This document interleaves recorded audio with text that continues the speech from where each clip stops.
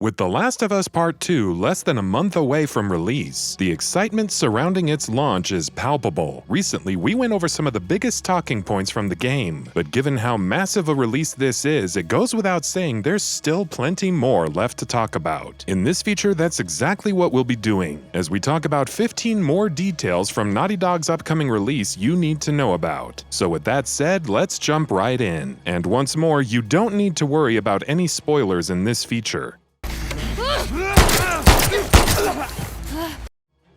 New characters. Ellie and Joel are obviously going to be the stars of the show in The Last of Us Part 2, while other familiar faces like Tommy and presumably Maria will also be returning. But the game will also be introducing plenty of new characters, some of whom have already been revealed. There's Dinah, another survivor living in Jackson County and Ellie's close friend, who, if pre-release coverage is anything to go by, might not stick around for long. There's Jesse, another survivor from Jackson County who seems to be friends with Ellie and Dinah. Two more characters who have been revealed through trailers are Yara and her brother Lev, but not much else has been said about them or what role they will play in the story. Ellie and Joel.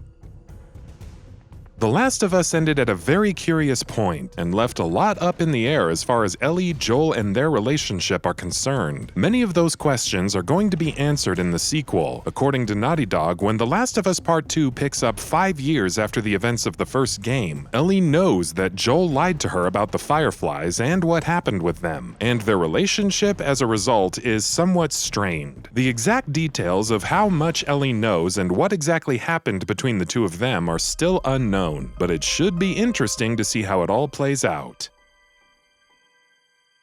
Impact of violence. The trailers for The Last of Us Part 2 that Naughty Dog have shown off so far have all had very dark and sinister tones, and something that stood out in each of them is the amount of messy, brutal violence on display. According to the developers, that's not just for shock value. Hate is going to be a central theme in Ellie's quest for revenge, and how far she's willing to go to get what she wants, and the violence that will take center stage in both the story and the gameplay itself is something that Naughty Dog are using to build up that theme even further. Every enemy has a name. Naughty Dog have always been known for stuffing ridiculous amounts of tiny details into their games, and that's something they're doing in The Last of Us Part 2 as well. Some of these, in fact, are going to work toward making you feel the impact of the aforementioned violence. For instance, every single enemy NPC you kill in the game will have his or her unique name. So when they're coordinating with each other to look for Ellie during stealth sections, they'll use each other's names in conversation, and if one of them dies, the other will call out their name in anguish. More progression details. That The Last of Us Part 2 is promising impressive leaps forward in tech and storytelling isn't that surprising, given that it's being made by Naughty Dog. What's just as exciting is that the developers are also looking to make similar leaps over the first game in terms of gameplay, more specifically with the progression mechanics. In our previous feature, we spoke about how there will be different skill trees and deeper progression mechanics to engage with, but what's also worth pointing out is that with the combination of the deeper progression tools and better weapon customization options, Naughty Dog really want to emphasize player choice during gameplay. In an interview with GameSpot, co-director Anthony Newman said, "There was so much we really wanted to explore in terms of player strategy. We really wanted to try and double down on allowing players to express themselves strategically and find their own way to play the game. And so something I'm really thrilled about is the new player upgrade system, where rather than having upgrades that are just minor stat boosts to different things, we really wanted to have upgrades that potentially unlocked entirely new abilities or just had drastic effects on the way you played the game. You can find these synergies between playstyle, a set of weapon upgrades that you get at the workbench, a set of player upgrades that all create this confluence of a unique version of the game for yourself." Listen mode. Listen mode may not have been one of The Last of Us's most popular mechanics. Many prefer to play the game on survivor difficulty without listen mode, in fact, but it will be making a return in the upcoming sequel. Not much has been revealed about it, but we can assume its basic functions will be the same, as will how it ties in with progression. One thing that Naughty Dog have confirmed is that using listen mode, Ellie can see her scent trail, which is what dogs use to track her, so it's going to be even more integral to stealth. Meanwhile, some other interesting details details have also been revealed. For instance, if Ellie gets shot with an arrow, she cannot use listen mode until she pulls the arrow out of herself, which is something that players have to do manually. Companion characters.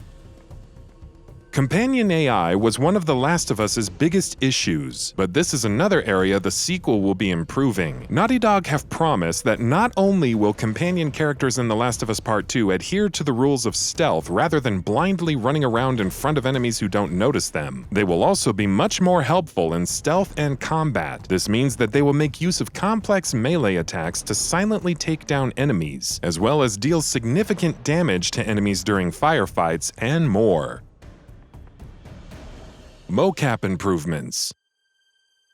Naughty Dog were ahead of the curve with their usage of proper motion capture in the first Uncharted, and every game they've made since then has seen them making advancements with the same. With The Last of Us Part 2, they're promising another leap forward. One part of that is a new technique being used called motion matching that co-director Anthony Newman calls, quote, an incredible next-gen leap, end quote. Talking about it in an interview with GamesBeat, Newman said, quote, it's this algorithm where normally in player navigation systems, the system that governs ELLIE and the enemy NPCs moving around the space, normally you program it in such a way where if you press forward, play the run forward animation, press left, play this turn animation, and then play the left run animation. Motion matching instead has this huge bucket of animations. They mocapped someone running around a space doing all these loops and turns and chopped that animation into really small pieces. Based on your stick input and the speed you were going and the speed you're about to move to, it pulls 3 or 4 animations from that pool and blends them together in just the right way to get the perfect motion from where you were going to get to. Accessibility options. Accessibility options, sadly, aren't always things that a great many developers in the industry pay attention to, but that apparently won't be the case with The Last of Us Part 2. While Naughty Dog haven't provided exact details, they have said that the game will have many accessibility options to make sure that everybody can enjoy the story regardless of skill, visual, or auditory abilities. Something else the developers have promised is that regardless of how the game is played, it will always be a tense experience. Shivs. How many times in The Last of Us did you run out of shivs exactly when you needed them, to open a locked door or silently sneak up behind a clicker and kill it? Well, that aspect in particular is not coming back. Shivs and their durability mechanic won't be making a return in The Last of Us Part 2. Instead, Ellie will always have her trusty switchblade at her side to help out in those situations. No multiplayer. The single-player campaign and its story were obviously the main attraction in The Last of Us, but the game also had a surprisingly good multiplayer mode in Factions. In fact, many people are playing and enjoying it to this day. Sadly, Factions is not coming back in The Last of Us Part 2, with Naughty Dog having confirmed that the game is going to be a strictly single-player experience. That said, they have also hinted that Factions will eventually come back later on, perhaps as a separate standalone game? Fingers crossed. File size. Massive file sizes for games have become far too common in today's day and age. Just recently, we saw Final Fantasy VII Remake taking up about 100 gigabytes of storage space on our console storages. The Last of Us Part 2 is also going to land roughly in that ballpark. While the exact figure for its file size hasn't yet been revealed, it has been confirmed that the game is going to require a minimum of 100 gigabytes of free space on your system's memory. 2 Blu-ray discs. A larger digital file size means a larger game, obviously, and that's going to be reflected in The Last of Us Part 2's physical release as well. When it comes out, its physical copies will release across 2 Blu-ray discs. That's not really a common occurrence. There haven't been a great many games that require multiple Blu-ray discs. Final Fantasy VII Remake is another recent example, though. Base PS4 performance. In keeping with Naughty Dog's track record, The Last of Us Part 2 is promising to push the PS4 to its very limits, and we can be sure that the developer will be squeezing out everything its aged hardware has to offer at this point. Thankfully, they're also promising that the game will run smoothly, even on the base PS4. Naughty Dog have confirmed that the base PS4, not the PS4 Pro, is their target platform, so getting the game to run smoothly on it is something they've prioritized. Special Editions.